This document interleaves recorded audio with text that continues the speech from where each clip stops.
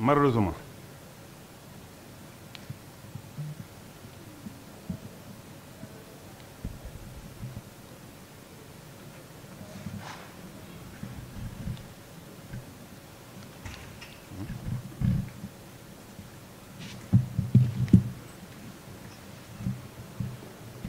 Malheureusement, Monsieur le Président, quand l'ordonnance de renvoi est apparue en 2017, lorsque j'ai vu à l'intérieur de cette ordonnance, par l'intermédiaire de mon avocat, que j'étais effectivement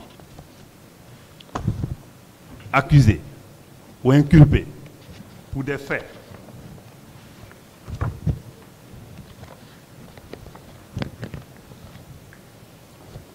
de meurtre, d'assassinat, complicité de meurtre et d'assassinat et assassinat, enlèvement, détention arbitraire, séquestration, torture, complicité de coups et blessures volontaires et violence volontaire.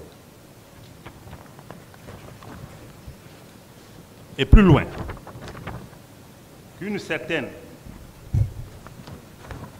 Et plus loin, Monsieur le procureur,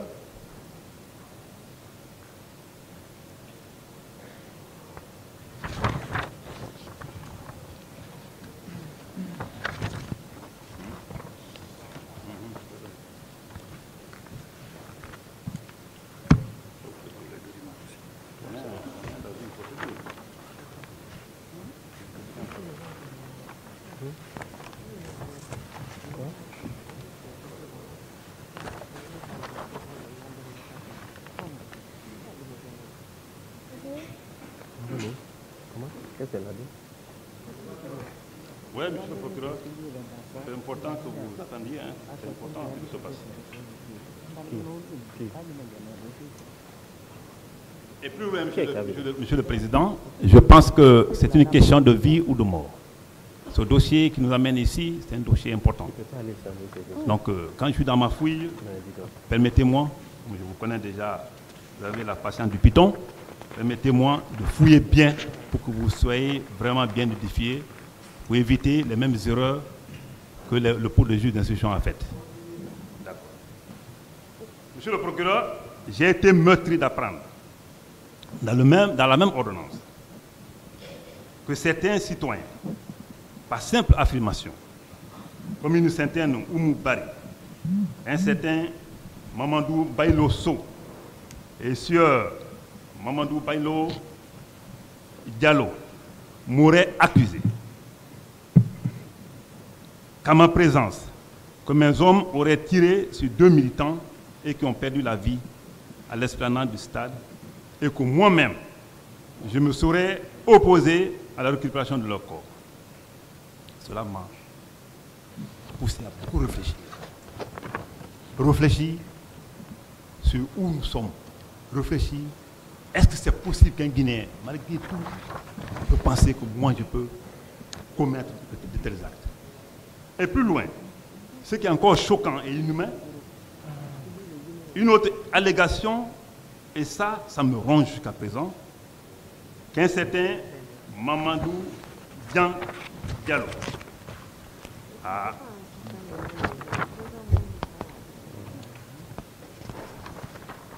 a confirmé ou affirmé que moi-même je m'aurais rendu coupable de meurtre en tirant sur un militant. Devant lui, sans la moindre preuve, et les pouls d'instruction ont validé cela. Ils l'ont mis dans l'ordonnance de renvoi, une manière d'impacter mon image, ma dignité, ma réputation, et mettre à l'eau tout ce que j'ai fait pour ce pays pendant les 14 ans. Monsieur le Président, je pense que cette ordonnance de renvoi, comme si c'était la Fatia, a impacté le colonel Djeboro. Voilà les passages qui méritaient les confrontations devant le cours du juge d'instruction si on voulait vraiment faire un travail sérieux dans le respect de l'éthique et de la déontologie du métier, afin d'éviter les erreurs judiciaires, surtout qu'on parle d'état de droit. Alors que je les avais dit, messieurs, faites tout pour que je sois confronté à ces gens-là. Quiconque, une femme, un homme ou tous ceux qui veulent, qui peuvent m'accuser, cherche en sorte que je sois confronté à eux avant de prendre, s'il faut dire, votre ordonnance et le renvoi. Monsieur le Président, voilà les choses qui me poussent à ne pas regretter ce que j'ai fait. J'ai un ami qui m'a appelé, avant que je ne vienne ici, qui m'a toujours appelé d'ailleurs, et qui me pose la question, pourquoi tu es venu à ce stade? Je l'ai dit tantôt que je suis soldat. Si ça tire encore demain à Madina, j'y serai. Tant que je ne meurs pas, moi je serai toujours devant les faits du genre. Peu importe ce qu'on dira de moi, je pense que la justice est là pour clarifier tout ça. Parce que nous sommes dans un monde qui est organisé. Nous sommes dans un état de droit. Ça a été ainsi. Lorsqu'un jour, nous sommes en 2016-2017. Lorsqu'un jour, c'était au temps de Saïdou Fofana, à la maison centrale ici, je sais que vous êtes tous au courant, quand un tir nourri s'est fait entendre ce jour là-bas. J'étais le premier là-bas. J'étais le premier. Aucun officier supérieur de ce pays ne te dira à l'époque qu'il est venu là-bas avant moi. J'ai été interpellé après que j'avais maîtrisé la situation avec le commandant qu'on appelle le commandant des garnisons de Conakry, le major Cissé. Après avoir maîtrisé la situation, après avoir identifié où le coupable, après avoir retiré l'arme, c'est en ce moment que tout le monde est arrivé. Et c'est en ce moment que le journaliste Hamzaba m'a posé la question. Il dit, mon frère, tu es un suicidaire. Je lui ai dit que je suis loin d'être un suicidaire, que je ne joue que le rôle de soldat, que vous avez encore les problèmes de 28 septembre sur la tête. Cela n'a pas fini. Tu viens encore vers un tir que tu ne sais pas qui est en train de tirer. Je lui ai dit, si ça tire encore maintenant demain, j'y serai. Peu importe ce que les gens diront, mais je serai en phase avec ma conscience. Monsieur le Président, ce jour, encore, je pense que c'est un jour qui doit être gravé dans la mémoire des Guinéens. Tout le monde était paniqué. Pendant ce temps, le colonel Teboro courait vers la maison centrale. Et tout ce qui a été fait ce jour, je pense à 80% était sous mes instructions. Donc, et une fois encore, on dit que ça, c'est le travail des soldats. Moi, je suis étonné que je puisse jouer un tel rôle. Et que les gens m'accusent de meurtre, d'assassinat et de complicité de toutes les autres infractions graves qui sont collées à ma personne. Monsieur le Président, je pense que je suis vers pratiquement la fin, mais je vais simplement vous dire que j'ai cru et j'ose croire avoir joué un rôle. J'ai cru et j'ose croire jusqu'à présent avoir joué un rôle de soldat, de républicain, de soldat qui a revêtu la tenue pour sauver les citoyens. Monsieur le Président, ce qui me travaille, je n'arrive pas à comprendre, et ça me travaille jusqu'à présent, que des Mamadou m'ont accusé pour mon baril.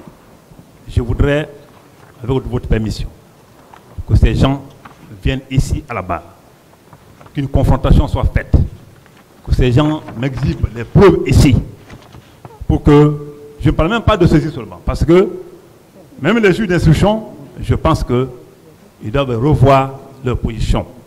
Parce que ce que j'ai vu écrit dans l'ordonnance de renvoi est un moyen de démotivation de presque tout le monde, même tous les opérationnels. Parce que lorsqu'on agit conformément à la loi, aux règles, conformément à la mission traditionnelle, et que les choses se retournent contre toi, ça n'encourage pas dans un pays. Moi, je pense que les pays comme la France, nous avons vu le cas du petit Gabriel, cet enfant qui s'est vu un jour, s'il faut dire, suspendu dans le vide, au 8e arrondissement, dans un immeuble parisien là-bas, et qui a été sauvé par Mamadou, le Malien de 22 ans. Ce monsieur a été pris comme un héros. Un héros de la République française. Ce monsieur a été décoré. Ce monsieur a eu tous les honneurs qu'un républicain doit avoir. Ce monsieur a été même reçu par le président de la République française. Voilà l'esprit qui doit être vraiment encouragé. Voilà l'esprit qui doit être vraiment encouragé. Donc, monsieur le président, honorable assesseur, voilà en un mot, j'ai d'autres problèmes à dire, mais je me dis que je garde pour le moment dans ma réserve pour attendre de vous des questions qui peuvent être posées et les réponses qui peuvent être apportées. Sinon, monsieur le président, j'ai voulu juste ne pas occulter un petit passage. Un grand passage pour moi, mais peut-être un petit passage pour un certain Guinéen. C'est comment je me vois aujourd'hui. Quelle est la qualification que je me donne moi-même? Je suis qui pour le Guinéen? Si je mourais au stade, je serais qui aux yeux de la population guinéenne? Est-ce qu'il y a un criminel? Est-ce qu'il y a un soldat qui a accompli une mission honorable? Une mission patriotique? Une mission de devoir? Ça, c'est la première question. La deuxième question, après le moment que ce jugement a été programmé, j'ai fait un repenti actif sur le passé. J'ai fait une réflexion sur le passé. J'ai dit, c'était la première fois, sinon ça fait au moins 2 ans, le colonel Coplan et moi, on ne s'appelle pas.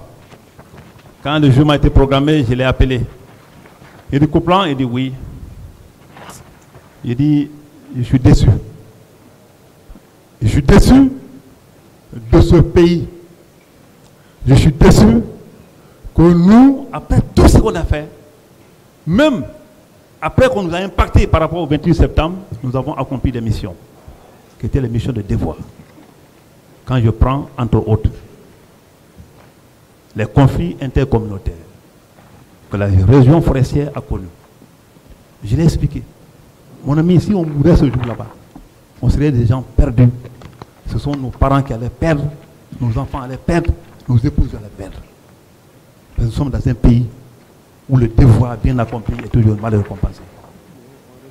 Nous sommes dans un pays où les gens, s'ils veulent t'impacter, ils ne regardent même pas Dieu. Ils ne pensent même pas qu'on va tous mourir un jour, monsieur le président. J'ai dit à Coplan, à M. Coplan, regardez un peu le jour qu'on est arrivé en 2011 à Galapaï. Il était avec lui. 29 morts, calcinés. On a fait 3 mois pour résoudre ce conflit et faire les pactes de non-agression entre les citoyens de cette localité avant d'y quitter. Si quelqu'un tirait sur nous ce jour-là, on serait reconnu, s'il faut dire, si une enquête internationale était faite, on va nous prendre même pour coupable d'incendie ou de meurtre ou d'assassinat, comme ça s'est fait maintenant là, et nos enfants n'auront jamais eu le temps de regarder en face des autres.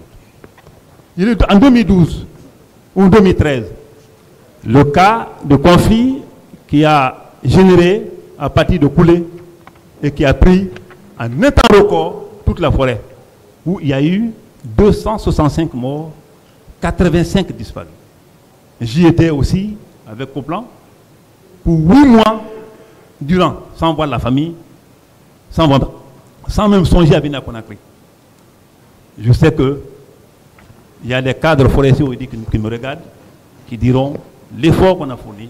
Je pense que ce jour, toute la République, nos chefs hiérarchiques, tout le monde était fiers de nous. Mais après ça, même une médaille d'un centimètre, comme ça, nous n'ont pas été au fait. Quand je fais une allusion à la République française, c'est à ce niveau-là. Et j'ai dit à Coplan, Si la vie pouvait reprendre, qu'est-ce qu'il allait faire? Et qu'est-ce que moi j'allais faire? En tant que républicain, si la pouvait reprendre, même en sortant ici, si demain, lendemain, je ne souhaite pas, si ça tire dans une agglomération, dans un lieu, et je suis à côté, j'ai entendu le tir, j'irai vers le tir. Car moi je suis fait pour ça, j'ai revêtu la tenue pour ça. Cette crise a été résolue. 8 mois, j'y étais. Et tout récemment, j'étais presque seul là-bas parce que Colbert était malade. En 2020, j'étais encore sur le terrain des crises intercommunautaires en forêt. Il y a eu des dizaines de morts. Et à Zérékouré, et à Massanta. J'étais encore là-bas. Les résolutions ont été faites. Les pactes de non-agression ont été signés. Et assortis d'une médaille que le vieux Azali a bien voulu m'offrir. Non, Monsieur le Président, pour dire simplement que je suis à votre entière disposition. Je suis à votre entière disposition. Et puisque je vous crois, et puisque je crois à mon pays, et puisque je sais que le droit c'est la D, et puisque je sais la seule inquiétude que tout le monde a et que moi je n'en ai pas, c'est pour dire est-ce que ce jugement sera impartial. Mais moi je crois que ce jugement sera impartial. Je crois que c'est un problème historique. Je crois que nous sommes devant la face du monde et que à partir d'aujourd'hui, les gens sauront qui a fait quoi. Mais je termine par dire que je suis prêt à toute confrontation avec avec mes accusateurs. Parce que jusqu'à preuve du contraire, je ne reconnais pas les faits qui m'ont été reprochés, qui ont été fabriqués de toutes pièces et mettre sur ma tête. Je suis à votre disposition pour répondre à toute question, je dis bien à toute question de votre convenance, si c'est pour la manifestation de la vérité dans ce dossier. Je vous remercie. Monsieur Moussa Kiegboro Kamara. Président, Monsieur le Président. Au moment des faits, quelle fonction occupiez-vous? Moi, les faits, à quel moment? Au moment des faits. J'étais secrétaire général, secrétaire d'État à la présidence, chargé des services spéciaux, la lutte contre la drogue et le grand banditisme. Et quelles étaient vos prérogatives? C'est non seulement, comme vous l'avez dit, comme la dénomination dit, lutter contre la drogue, les services. Lutter contre la drogue, c'est votre micro là qui n'est pas aussi bien. Ouais. Les faits.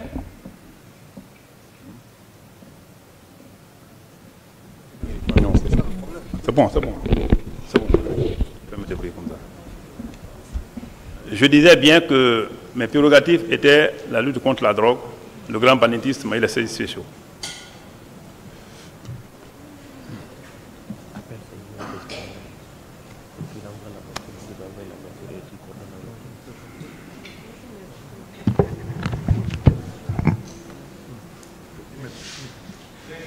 Oui.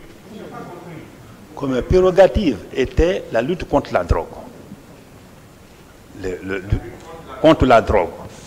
La lutte contre le grand banditisme et les services spéciaux.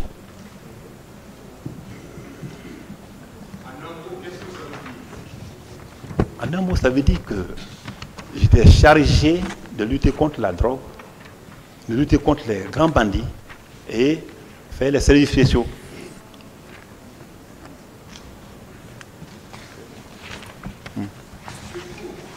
C'est tout? Oui. Est-ce que vous étiez chargé du maintien d'ordre? Pas de tout. Pas de...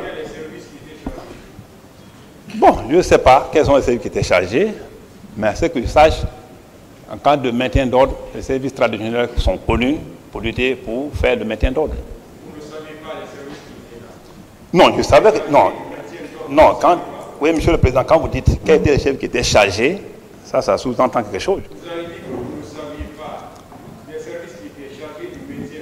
Je ne vous ai pas dit ça, Monsieur le Président. J'ai bien dit. Alors, est-ce que vous savez, est-ce que vous connaissez les services qui étaient chargés du maintien de l'ordre au stade? Non. C'est-à-dire, j'ai deux compréhensions. par rapport à ce que vous dites. Il faut qu'on se comprenne. Est-ce que vous saviez les services qui étaient chargés? Ça, je dis non. Mais, oui, mais je dis bien sûr qu'en cas de maintien d'ordre, oui.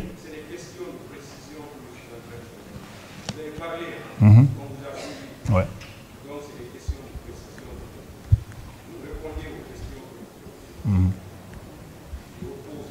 Oui. Quels étaient les services chargés du maintien d'ordre au stade? Les services que j'ai vus de passage en partant chez moi, c'était la gendarmerie et la police, les CMS, les mobilos et les gens de CMS. Moi, oui, comme je l'ai dit traditionnellement, mes services, tous les jours que Dieu faisait, pendant que nous étions dans cette phase de lutte contre les grands bandits et autres, et les trafiquants, tous les matins que Dieu faisait, mes services sortaient pour faire les patrouilles nocturnes et d'huile. Est-ce que vos services étaient au stade ce jour si pour le maintien d'ordre? Si, comme je l'ai tantôt dit dans ma déposition, j'ai trouvé sur place là-bas 2 pick-up. Au stade? Oui. Au stade, pas au stade, hein, devant l'esplanade du stade. Il faut préciser les choses, c'est important. L'esplanade du stade? Oui, oui. Ça veut dire la rentrée du stade? Non. Est-ce que ça veut dire la rentrée du stade?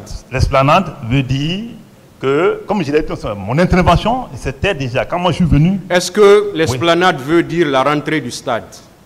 L'esplanade veut dire la devanture du stade. La devanture du stade. Tout à fait. C'est par là qu'on passe pour rentrer au stade. Tout à fait. Ce jour, Monsieur Camara, votre présence, vous étiez là pourquoi au stade? Merci, Monsieur le Président. Je n'étais pas venu au stade. Moi, je dis que je partais chez moi. Moi, je parle du stade. Hein. Vous étiez au stade pourquoi? Au stade, pour venir secourir les choses. Si c'est au stade proprement dit. Je vous parle du stade. Non, monsieur, je vous ai dit, vous étiez au stade pourquoi? Au stade. Au stade, je suis venu au stade d'abord devant l'esplanade. Ça c'était le matin. J'ai discuté avec les manifestants. Ensuite, c'était avec les leaders. Je vous ai bien précisé cela, je pense. Et ensuite, quand je me suis retiré, je vous ai dit que quand par Talki, j'ai appris que ça tirait au stade, malgré notre conversation. Qui vous a appris que ça tirait au stade? Non, pas le Talki. Vous savez, les Talki, c'est des moyens de communication radio. Et vous voyez, lorsque ces moyens-là, un service est doté, chacun a son réseau. Est-ce que vous étiez obligé de venir parce qu'il y avait un service de maintien d'ordre au stade et vous ne faisiez pas partie? Est-ce que vous étiez obligé de venir au stade pour secourir quelqu'un? Je me dis oui parce que simplement, lorsqu'on parle de maintien d'ordre, on ne parle pas de coup de fusil. Lorsqu'un coup de fusil se retentit dans un stade où tout le monde était censé comprendre que les leaders y étaient avec les citoyens, un officier supérieur de mon rang, chargé de grand banditisme à l'époque là. Hein? Si je n'étais pas venu, j'aurais eu aujourd'hui un cas de conscience. Seulement si un leader comme Serou Dalen Diallo mourait ce jour, ce que vous posez comme question là ne serait pas posé. Est-ce que vous étiez obligé d'être là? Je n'étais pas obligé, mais j'ai été appelé par un devoir. Est-ce que vous étiez obligé d'être là? C'est ma question. Mais monsieur, j'ai bien répondu à la question. Ouais, vous répondez, vous continuez. Est-ce que vous étiez obligé d'être au stade ce jour? Je n'étais pas obligé de revenir. Vous n'étiez pas obligé. Est-ce que vous dites que vous n'étiez pas obligé? C'est ce que vous avez dit? Non, je vous ai dit, comme vous le dites, quoi. Comme vous pensez que je n'étais pas obligé de venir. Je ne pense pas. Je vous pose une question. Ouais. Est-ce que vous étiez obligé d'être au stade? Moi, je ne pense rien. Hein. Je vous pose tout juste une question. S'il vous plaît, vous l'assistez, hein, s'il vous plaît. Ce que je dis, c'est très simple. C'est des questions très simples que je suis en train de poser. Est-ce que vous étiez obligé d'être au stade? C'est toute ma question. Si je savais que ça allait être comme ça, je n'allais pas revenir. Est-ce que vous étiez obligé d'être au stade? Non. Si c'est ce que tu penses.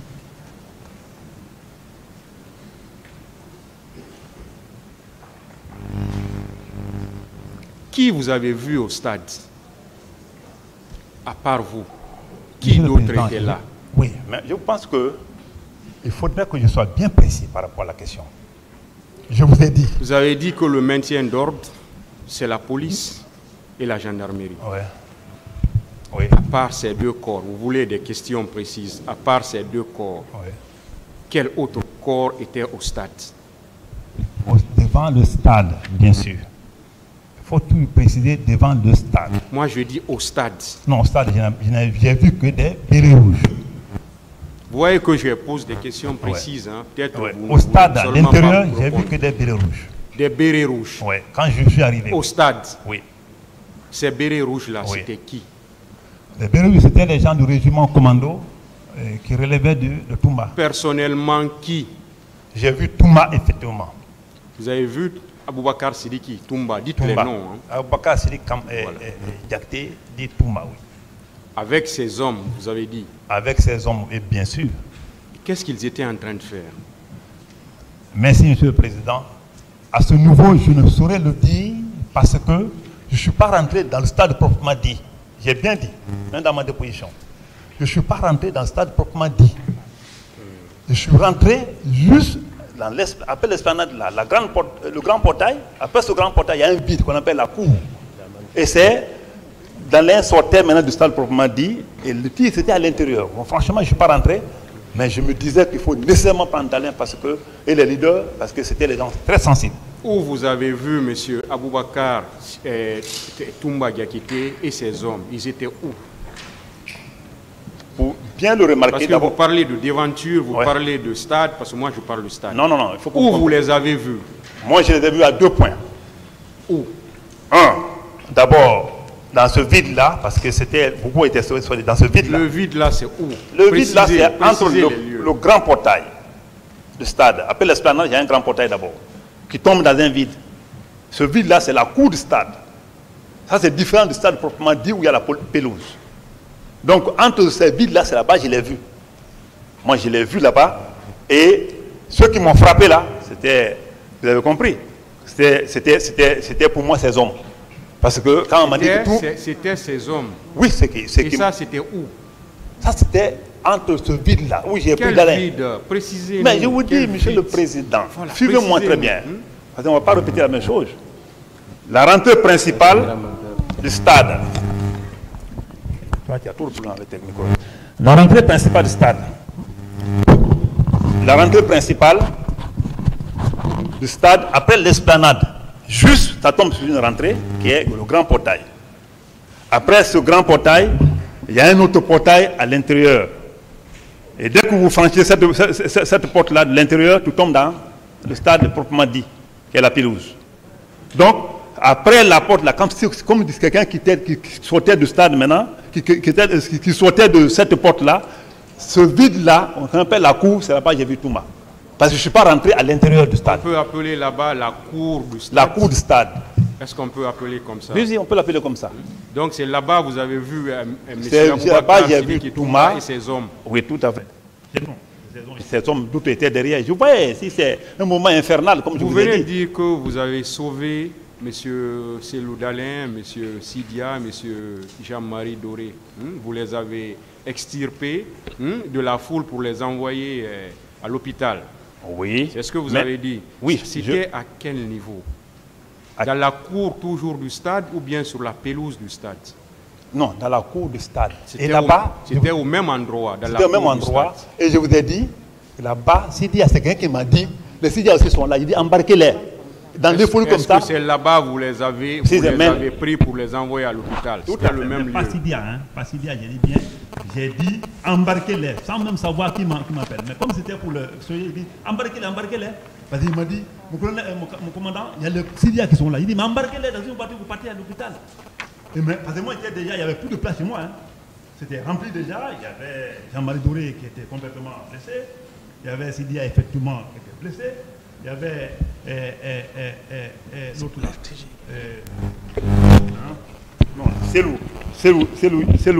Selou qui était complètement blessé. Et Baouri. Mon souci était dans ma voiture, il n'y avait pas beaucoup de place maintenant. Et moi, j'étais obligé de débarquer le garde corps et suspendu comme ça la chose. Et moi, j'ai pris la voiture. Vous venez de dire vous-même qu'il y a des témoins qui ont dit dans le cabinet d'instruction qui vous ont vu tirer sur les personnes. Je l'ai appris comment? Qu'est-ce que vous en dites? Qu'est-ce que vous en dites par rapport Monsieur le Président, je vais vous répondre. Et je vous ai dit dans mes propos tout de suite que la partie la plus choquante, la partie la plus étonnante, la partie qui ne colle même pas à mon image, qui ne ressemble pas à Tchébro, ça, c'est ce que ces témoins-là ont déclaré. Pour moi, jusqu'à preuve de contraire, c'est méchant. Moi, jusqu'à preuve de contraire, je voulais que les intéressés apportent des preuves de ce qu'ils ont mis sur ma tête. Parce que ce qui est sûr et évident, tout Guinéen, même quelqu'un qui vient de sortir d'une démence primaire, quand tu lui dis que tu vas tirer sur quelqu'un, il te dira que ce n'est pas possible par rapport à ce qu'on a fait dans ce pays en peu de temps. Donc ça, ces témoins-là, je voulais revoir Mamadou Diallo, Mamadou Bailo Bariousso, et Mamadou Saïdou Bari et Oumou Bari. Ceux-ci-là, je voudrais que vous m'aidiez à clarifier ce passage. Je voudrais que la Cour m'aide à clarifier ce passage. Ça ne me ressemble pas et ce n'est pas mon image. Exactement. Monsieur Camara, ce jour, est-ce que vous avez vu des blessés au stade? Pratiquement non. Imagine-toi, je suis parti sur une ligne, je reviens sur cette ligne. Je courais, je pense que les journalistes devaient être vraiment 21e siècle, retracer mon arrivée en courant. Vous n'avez pas vu de blessés? Je n'ai ni vu. Est-ce que vous avez vu des corps? Pas de tout. Pas de tout. Je l'ai dit dans ma déposition, pas de tout. Parce que je ne suis pas rentré à l'intérieur. Vous avez vu des militaires qui étaient en train de frapper M. Jean-Marie Doré? Oui. Vous pouvez nous dire un peu comment ils étaient habillés? Pour Jean-Marie Doré, franchement, pour Jean-Marie Doré, ceux-ci-là, c'était des bérets rouges. Mais celui qui m'a frappé n'avait pas de béret. Il avait le camouflage, mais le camouflage ne signifie pas béret rouge, hein. Enfin, je vous précise, parce que l'armée guinéenne, à l'époque, heureusement maintenant c'est réglé, c'est réglementé, ça vient d'être réglementé. À l'époque, tout militaire pouvait porter béret, le camouflage. L'essentiel, la différence, c'était le béret. Vos hommes étaient au stade, c'était sur ordre de qui? Les hommes étaient au stade, ce n'était pas un problème d'ordre. Vous savez pourquoi?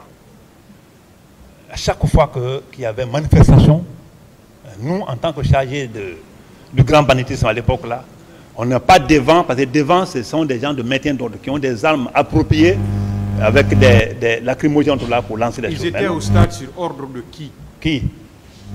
Je vous dis, je reviens, mais il faut que vous compreniez le schéma avant que je vous réponde.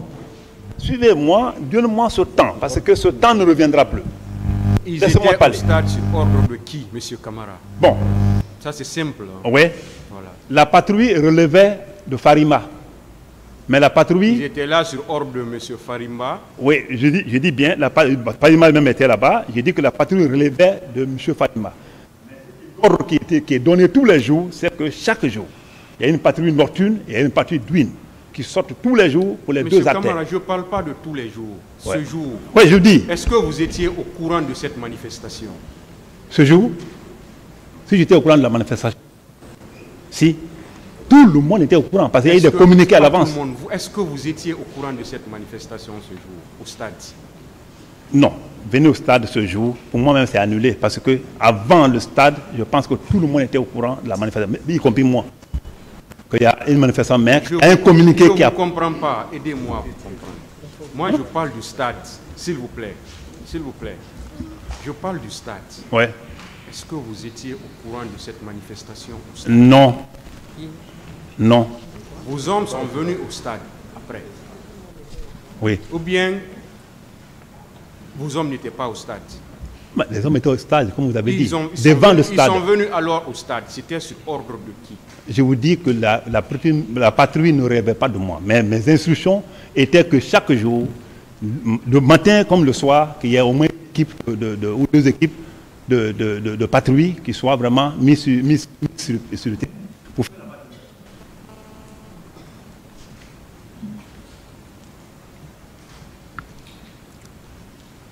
Et pourquoi, Monsieur le Président?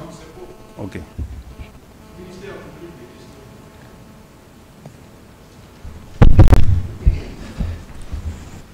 Merci, Monsieur le Président. Il nous a laissé dans le véhicule qui était garé juste en bordure de la route. Et chaque fois que je passe en cet endroit, même ce matin, je dis toujours à mon chauffeur, c'est ici que Toumba nous a embarqués. Il est parti à l'intérieur du stade en courant. Pendant ce temps, Marcel et ses soldats tournaient autour du véhicule. Ils proféraient des menaces. Et à ce moment, il a donné un violent coup de matraque dans le visage de Sidya Touré. J'ai ressenti ce coup parce qu'il était violent. C'était dans plein visage. Sidya lui a dit, mais qu'est-ce que moi je t'ai fait? Et Marcel a répondu, vous n'allez jamais gouverner ce pays, on va vous tuer tous. Et il menaçait. Nous étions pris de frayeur parce qu'on n'avait personne pour nous protéger. C'est en ce moment qu'on a vu Toumba revenir en courant toujours. Il est revenu, il s'est mis au volant, il a démarré. Plutôt que de prendre la route du camp, parce que pour nous, Toumba est venu, ils sont venus pour nous arrêter, il a fait le demi-tour et il a pris la route de Donka. Il allait à une très grande vitesse, je dirais à tombeau ouvert, on est allé jusqu'au niveau du pont du 8 novembre. Arrivé à ce niveau, il a tourné à droite. J'ai pensé à cet instant-là qu'il nous amenait au quartier général du CMS, la police, et il est allé finalement, il a garé devant la clinique Ambroise Paré. Devant la clinique Ambroise Paré, nous sommes descendus. Et lorsque nous sommes descendus, on a vu les médecins et les infirmières qui sont sortis pour nous accueillir. Et c'est en ce moment encore qu'on a vu Marcel surgir. Le commandant Thieboro était présent sur les lieux. Alors il y a eu une altercation entre Marcel et Toumba. C'est là où nous avons su que celui qui nous battait à l'intérieur du stade s'appelait Marcel, parce que Toumba l'appelait par son nom. Ils ont eu une longue discussion. Après, Toumba l'a tiré vers un côté, il parlait tout à Marcel, mais non, on va faire ça. Il dit non, il faut, Marcel tenait à ce qu'on nous amène au cas Alfaya, et Toumba tenait à ce qu'on nous soigne à la clinique. Ils sont allés de l'autre côté de la route, Toumba n'a pas réussi à le contenir, il est venu vers nous. Le commandant Thieboro a essayé timidement aussi d'intervenir auprès de Marcel, ça n'a pas marché, et c'est à la suite que Marcel a sorti une grenade pour dire que si on nous recevait dans ce dispositif hospitalier, il allait faire exploser la clinique. Les infirmières et les médecins qui étaient là ont tous fui, sont rentrés tout de suite en courant dans la clinique. Nous-mêmes, nous étions pris de frayeur. Toumba ayant compris qu'il n'avait pas la possibilité de nous faire admettre dans cette clinique, Toumba nous a réembarqués dans son véhicule et toujours à la même allure, je dis vraiment à une grande allure, c'est pour ça que j'ai utilisé le terme à tombeau ouvert. On est revenu jusqu'au pont du 8 novembre et cette fois-ci, il a pris la direction de la ville. Il nous a conduits jusqu'au niveau de l'état-major de la gendarmerie et c'est là où il nous a déposés. Et lorsque nous sommes descendus, nous étions tous blessés. On a été reçus, on nous a fait asseoir sur des bancs. Nous sommes restés là-bas pendant un bon moment. Et c'est à la suite de ça que le général Ibrahima Baldé, le chef d'état-major de l'armée, de la gendarmerie, est arrivé. Il est passé à côté de nous, il nous a regardé, il est passé. Et Jean-Marie qui l'a interpellé. Il dit, mon général, vous avez vu dans quel état vous avez mis ces personnalités? Ça, c'est deux anciens premiers ministres que vous avez traités comme ça. Le général Ibrahima Baldé nous a dit, non, je vous ai écouté au stade. On vous a écouté. Je me suis levé, j'ai dit non. Qu'est-ce que nous avons dit? Nous avons dit que nous étions opposés à la candidature des membres du CNDD et de son président. C'est tout ce que nous avons dit. Jean-Marie dit, mais calme-toi, tu sais, regarde comment nous sommes, dans quel état nous sommes. Et on s'est réassis et on est resté là pendant un bon moment. C'est après qu'on est venu nous chercher pour nous amener dans un bureau de la gendarmerie qui est à côté du ministère du Plan. Et c'est là où Sidi a accepté, parce que nous autres, on n'a pas accepté. C'est là où on a fait des points de suture sur la tête de Sidia dans des conditions très primaires, sans anesthésie. Et après, de là-bas, je crois que, entre-temps, parce que ça c'était en fin de journée, je crois que les autorités s'étaient rendues compte qu'il y avait beaucoup de morts, qu'il y avait eu un carnage au stade. Je suppose, c'est en ce moment-là qu'on nous a pris, on nous a amenés à la clinique Pasteur. Nous avons été admis à la clinique Pasteur, nous avons tous été admis dans une grande salle. On nous a donné des lits, Jean-Marie, Mokhtar, Sidia Touré et moi-même. C'est dans la soirée qu'on nous a ramené notre collègue Selou Dalin sur une civière. Mais quand il est arrivé, il n'a pas pu se lever puisqu'il avait les côtes cassées. Ils l'ont glissé sur le lit à côté de moi. Il avait un lit à côté de moi. C'est là où Selou a été admis. Et c'est là où nous nous sommes rendus compte que je l'avais pris pour mort quand j'ai quitté le stade. C'est la manière dont j'ai vu les militaires s'acharner sur lui. J'avais beaucoup craint pour sa vie, mais je me suis réjoui de le voir vivant. Mais il avait les côtes cassées. Nous sommes restés là, dans la même salle, pour un bon moment. Et dans la soirée, nous avons pu, puisqu'on n'avait pas de liberté, nous étions en fait détenus, parce qu'il y avait des gendarmes qui gardaient la porte et on n'avait pas le droit de recevoir de visites. On n'avait pas le droit non plus de communiquer parce qu'on a essayé d'appeler, de téléphoner. Les gendarmes venaient un moment pour dire vous avez des téléphones, ils ont essayé de nous fouiller. Et je peux considérer que nous étions détenus, mais nous avons pu trouver les moyens de communiquer à l'extérieur. Nous avons parlé à Conakry et ailleurs. Je garde cela pour moi. Nous avons communiqué un peu partout. Nous avons pu communiquer avec aussi nos collègues qui étaient à l'extérieur pour rassurer nos familles que nous étions vivants. Et c'est après que moi j'ai su qu'on allait dire à ma maman à Cancan que j'étais mort au stade, parce que toute la journée elle était sans nouvelles de moi. Et c'est en ce moment que les familles ont été assurées que nous étions encore vivants et que nous étions bien dans la clinique Pasteur. Et c'est en ce moment aussi que nous avons eu les premières nouvelles du carnage du stade. On nous a parlé des morts, des dizaines de morts, on nous a même dit des centaines. Dans la soirée, on nous a informé qu'on est allé ramasser des corps pour les amener. Et vers minuit, dans la même journée, la soirée, nous avons reçu vers, je crois, il devait être 23 heures, une délégation conduite par le Premier ministre Cabinet Komara. Dans cette délégation, il y avait le grand imam de Conakry, il y avait Monseigneur Gomez, il y avait le ministre Koutoubou Sano et aussi Moussa Kebourou était avec eux.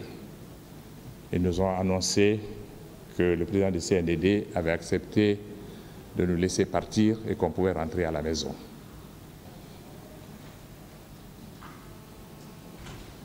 Jean-Marie Doré et celui d'Alain qui n'était pas très à point ont préféré rester à la clinique. Sidia, Mokhtar et moi, nous avons décidé de partir. Mais auparavant, on avait eu des échos de la ville également. Jean-Marie avait appris que les militaires étaient passés chez lui, qu'on avait tout saccagé. Sidia avait appris qu'on était passé chez lui également, et de même que Selou, qu'on avait saccagé leur domicile. C'est ainsi que nous sommes partis dans un véhicule avec des militaires. Nous étions là, cette fois-ci, protégés. Nous avons déposé Mokhtar Diallo chez lui à Dixine. Nous sommes allés chez Sidia. Sidia est descendu, je l'ai accompagné, et j'ai constaté effectivement, puisque nous avons visité le salon et sa chambre, que tout était en désordre. On sent que les militaires étaient passés. Et après, on m'a déposé à la maison. Je peux vous dire, Monsieur le Président, que les jours qui ont suivi, nous changions tous les soirs de domicile parce qu'on n'était pas sûr que ces mêmes malfrats ne revenaient pas encore pour attenter à nos vies. Nous sommes restés le lendemain. J'ai fait le tour des maisons, aller voir mes militantes et mes militants. J'avais eu des nouvelles de la plupart d'entre elles.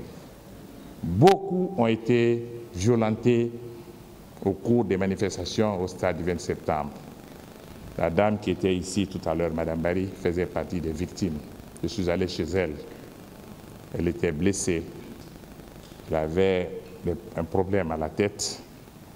J'ai visité d'autres familles. Et je peux vous dire, Monsieur le Président, que le nombre de victimes de femmes violées donné dans le rapport est supérieur, bien supérieur au nombre qui est indiqué. Et je vous dirai pourquoi. Beaucoup de femmes de ce jour-là qui ont été violées, violentées, humiliées, beaucoup n'ont pas voulu se faire connaître. Et vous comprendrez les raisons, Monsieur le Président. Et je respecte leur silence. Mais des dizaines de femmes ne se sont pas manifestées et continuent à endurer ce traumatisme. J'ai vu pendant ces derniers jours des victimes parler. Vous les avez écoutées à huis clos, Monsieur le Président. Vous avez écouté certaines des victimes. Et ça, c'est un nombre infime. Beaucoup vivent encore avec ce traumatisme de cette journée funeste, mais n'ont pas voulu le faire pour plusieurs raisons. J'ai vu une qui a eu le courage de venir devant vous ici, avouer qu'elle a été violée. Il n'est pas courant qu'une femme le fasse. J'admire son courage. Et ce courage-là permettra au tribunal de comprendre ce qui s'est réellement passé. Madame Barry, qui vient de passer, était une militante active de mon parti. Nous l'avons suivie. Nous avons fait tout ce qu'on pouvait les premiers jours pour lui apporter des soins. Je crois qu'elle vous a donné tous les détails. Et c'est ainsi que nous avons fait le bilan au sein de nos partis. Je suis sûr que les autres en ont fait autant. L'UFDG a eu certainement le plus grand nombre de victimes. Sidia aussi, bien sûr, et tous les autres. Mais pour ma part, je peux vous dire qu'au sein de mon parti, il y a eu beaucoup de victimes, beaucoup de blessés, beaucoup de femmes violentées. Mais je vous dirais autre chose, Monsieur le Président, concernant les femmes. Ce jour du 28 septembre 2009, plusieurs femmes sont sorties du stade dévêtues, complètement nues. Les militaires s'acharnaient sur les femmes, particulièrement, tuaient les jeunes garçons. Si vous voyez le nombre de morts, c'est surtout des hommes. Mais les femmes, c'était leur proie préférée, soit pour les humilier, soit pour abuser d'elles. Et quelle était la technique? Il fallait les frapper, les battre, les gifler pour réduire les capacités de résistance et ensuite assouvir leur soif bestiale. Plusieurs autres femmes sont sorties nues du stade. Vous pouvez faire déporter, vous pouvez faire une investigation auprès des familles riveraines du stade du 26 septembre. C'est les femmes de ces quartiers, de ces familles qui sortaient avec les pagnes pour accueillir les dames qui sortaient du stade nues afin de protéger leur nudité. Les mères de famille, c'est le traitement qu'on leur a réservé. Et cela, pour moi, est un scandale. Cela s'est passé à Conakry en plein jour. Le nombre de victimes est bien au-delà de ce que vous croyez, Monsieur le Président. Beaucoup de femmes continuent à vivre avec ce traumatisme. On a traité certaines victimes ici de folles. Elles ne sont pas folles, Monsieur le Président. Elles sont encore sous le coup d'un traumatisme. Elles portent le deuil de leur traumatisme. C'est ce deuil qu'elles portent encore. J'ai vécu, je les ai vus. Je suis allé le lendemain, 1 ou 2 jours après le 28 septembre. J'ai accompagné une de mes militantes qui était blessée. Je l'ai accompagnée à la clinique Ambroise Paré. Et là, j'ai rencontré le colonel Teboro. Il était venu pour autre chose. Le colonel Teboro a toujours eu un grand respect pour moi. Il m'a toujours appelé grand frère. Il est venu vers moi. Et je lui ai dit, viens, je vais te montrer ce qui s'est passé. Je vais te montrer une victime de la barbarie d'avant-hier. Il est venu avec moi. Il a vu la victime. Il y a plusieurs autres victimes de cette manière-là qui existent. Et nous avons essayé de faire notre mieux pour ces victimes. Monsieur le Président, les jours qui ont suivi ce massacre, ces jours ont été terribles pour nous. Nous étions non seulement dans l'insécurité, nous avions peur pour nous-mêmes, nous avions peur aussi pour nos militants et militantes. Tout le monde se souvient à l'époque de la manière dont les soldats se comportaient en ville. On les voyait dans les pick-up avec la bière en main, en train de boire la bière et jeter les canettes et les bouteilles pour une armée nationale. C'était la terreur. Quelque temps après, Monsieur le Président, nous avons reçu une invitation nommément de la CEDEAO. Nous ne sommes pas sortis de Conakry par la petite porte, ni par nos propres moyens.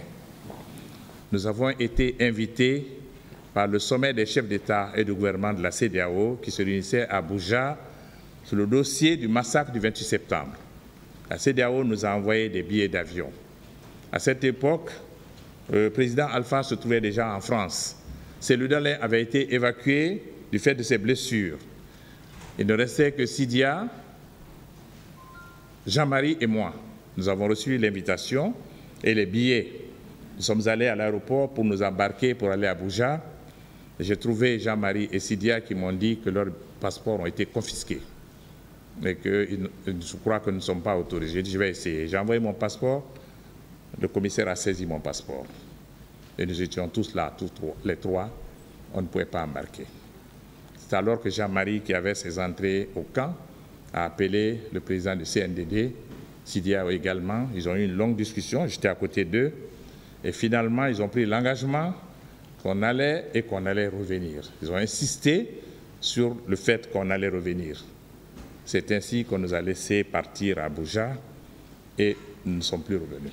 Nous sommes restés à l'extérieur parce que la manière dont nous avons vu le traitement qu'on nous a donné à l'aéroport, nous avons estimé que nos vies n'étaient pas en danger en Guinée. C'est la raison pour laquelle nous sommes restés à l'extérieur. Mais nous avons mis notre séjour à l'extérieur à profit pour faire du lobbying pour la Guinée. Et c'est en ce moment-là que nous avons fait les voyages de Ouagadougou et nous sommes restés donc à l'extérieur jusqu'au moment où il y a eu le changement et la vraie transition a été mise en place. On nous a invités à revenir en Guinée. Après les événements du 3 décembre, nous sommes revenus ici au mois de janvier. Et au sein des forces vives, nous avions insisté avant de revenir pour notre sécurité. Le nouveau gouvernement, ou du moins le vice-président du CNDD qui avait pris la tête de l'État, s'est engagé avec la communauté internationale à assurer notre sécurité. Ils nous ont donné des garanties que de l'aéroport, ils allaient avoir des militaires pour assurer notre sécurité. Nous nous sommes réunis à Paris, Sidia, Alpha et moi-même. Nous étions, Selou, nous étions 4 à Paris. On a eu une réunion et nous avons décidé de rentrer. Je suis rentré le premier et à l'aéroport, on m'a donné, je crois, environ 10 militaires pour ma protection. C'était peut-être un peu trop pour moi, mais c'était rassurant. Et j'ai appelé les autres collègues pour dire que je suis bien arrivé et qu'il y a effectivement le dispositif sécuritaire pour nous. C'est ainsi que les autres collègues sont arrivés et nous avons mis en place un gouvernement de transition en mettant notre porte-parole, Jean-Marie, comme Premier ministre chef de gouvernement et moi j'ai pris sa place comme porte-parole des forces vives.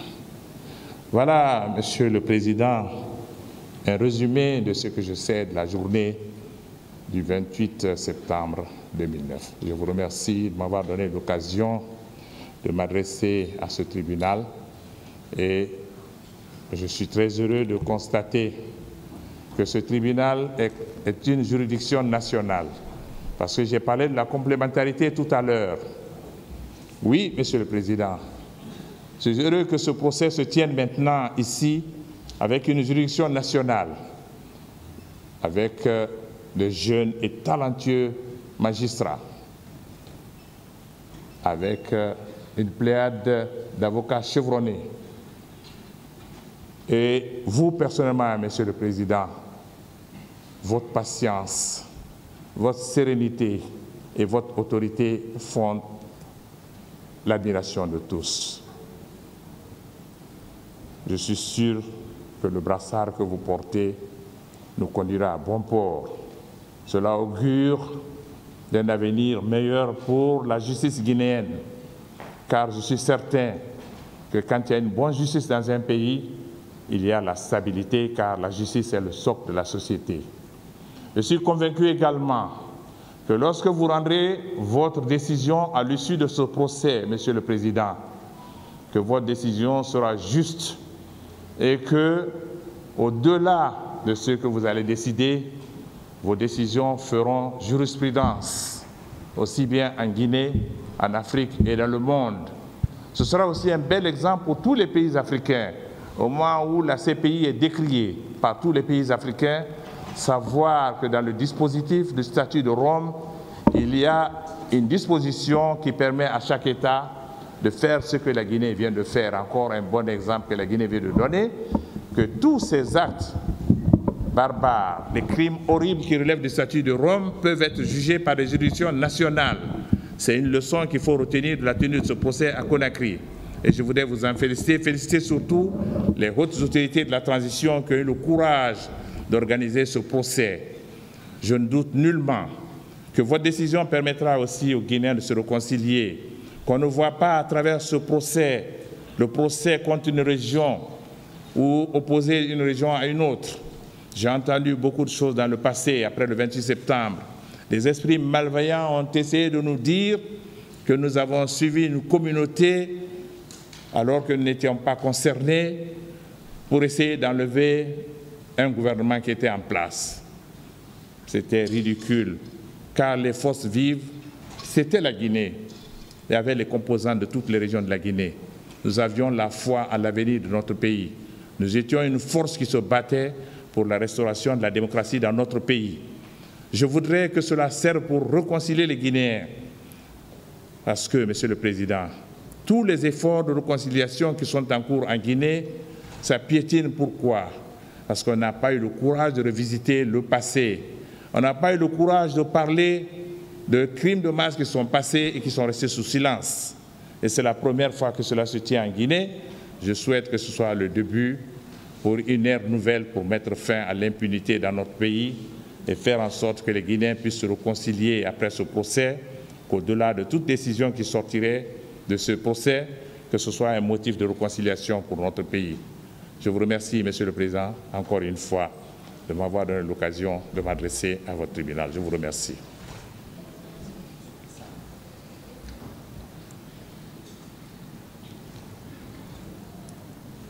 Oui, peut t'asseoir. Oui. Monsieur Fall, on va bientôt commencer à vous poser des questions. Oui.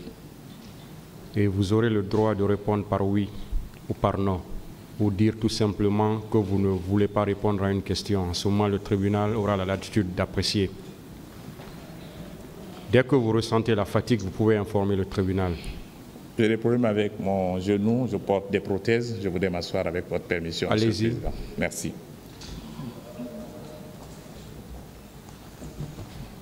Merci. Vous pouvez réajuster le micro. Bien, très bien.